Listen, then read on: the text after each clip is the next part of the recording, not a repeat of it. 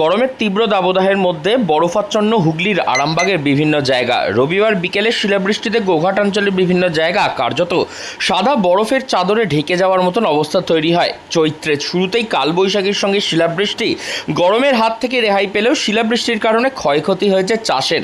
রবিবার বিকেলে হঠাৎ আকাশ মেঘলা করে আসে, কিছুক্ষণের মধ্যে শুরু হয় তীব্র ঝোড়ো হাওয়ার সঙ্গে নেমে আসে মুষলধারে বৃষ্টি।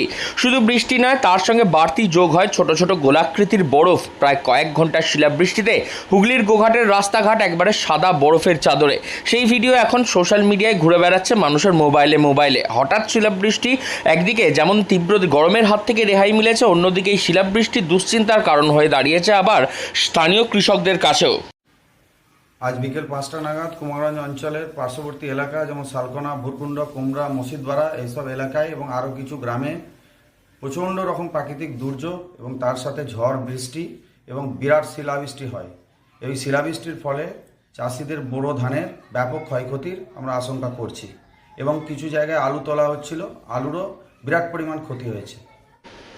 রবিবারের শিলাবৃষ্টির জেরে মাঠ রাস্তাঘাট সাদা চাদরে মুড়ে যায়। হঠাৎ শিলাবৃষ্টিতে চাষের ব্যাপক ক্ষতির আশঙ্কা করেছে কৃষকরা। এখন কৃষকেরা মাঠে থেকে আলু তুলছেন, আবারও কোথাও আলু তোলার কাজও বাকি রয়েছে। কৃষকদের দাবি, তারা ঋণ নিয়েই এমনিতে আলুর চাষ করেছেন, তার উপর আলুর এবছর সেরকম দাম নেই। অন্যদিকে ঝড় শিলাবৃষ্টির ফলে চাষের ব্যাপক ক্ষতি হয়েছে। অকাল শিলাবৃষ্টির জেরে এক প্রকার আতঙ্কে রয়েছেন চাষিরা। অন্যদিকে শিলাবৃষ্টির ফলে কোথাও কাঁচা মাটির বাড়ি, অ্যাডবেস্টার ভেঙে চলে গিয়েছে। হ্যাঁ, আজকে হঠাৎ শিলাবৃষ্টিতে ক্ষয়ক্ষতি হয়েছে। আমরা মাঠেই ছিলাম।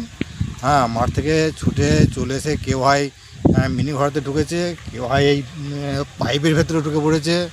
হ্যাঁ, কেমন হয়েছে? কেমন শিলাবৃষ্টিটা হয়েছে? শিলাবৃষ্টি প্রচুর শিলাবৃষ্টি হয়েছে আর ঘরের অ্যাডবেস্টার ভেঙে দিয়েছে।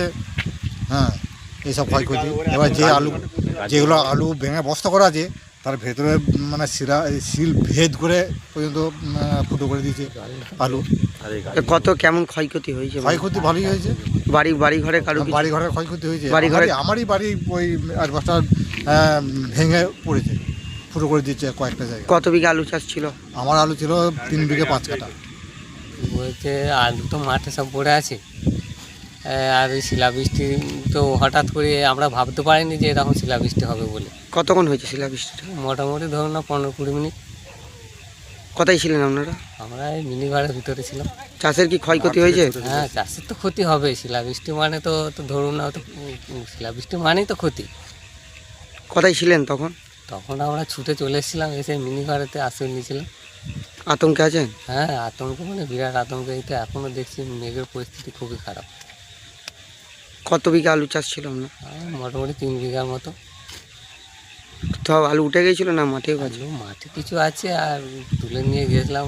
এই আলুর দাম নেই, আবার এই শিলাবৃষ্টিতে ক্ষতি করে দিল। ক্ষতি তো কি বিরাট চাইবেন? ক্ষতি হলে কী হবে বলুন না? আমরা তো সমস্ত কিছু সব লোন করে এই জিনিসপত্র এসব ধরুন না বাঁধা দিয়ে চাষ করেছি। এরকমভাবে ক্ষতি হলে আমরা কীভাবে বাঁচবো? সরকারকে কি বলবেন? সরকারকে কি বলে করবো বলুন দেখিনি? সে বারে একটা কথা বলে সে আর কি বলার কিছু নেই। আপনার নাম? আমার নাম গুণধর পাল। বাড়ি? ব্যাপক শিলাবৃষ্টির ফলে একদিকে যেমন চাষের ক্ষয়ক্ষতি হয়েছে, অন্যদিকে নষ্ট হয়েছে কিছু বাড়িঘরের অংশ। তবে এরকম শিলাবৃষ্টির তীব্র গরমের মধ্যে তা কিছুটা স্বস্তির রেহাই দিয়েছে সাধারণ মানুষকে।